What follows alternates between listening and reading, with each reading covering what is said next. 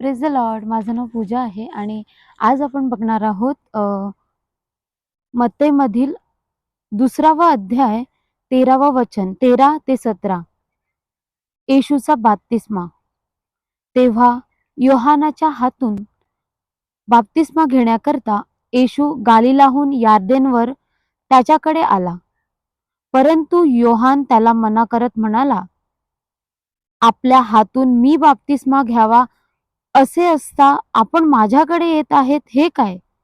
येशूने त्याला उत्तर दिले, आता हे होऊ दे, कारण ह्या प्रकारे सर्व धर्माचरण पूर्णपणे करणे हे आपणाला उचित आहे.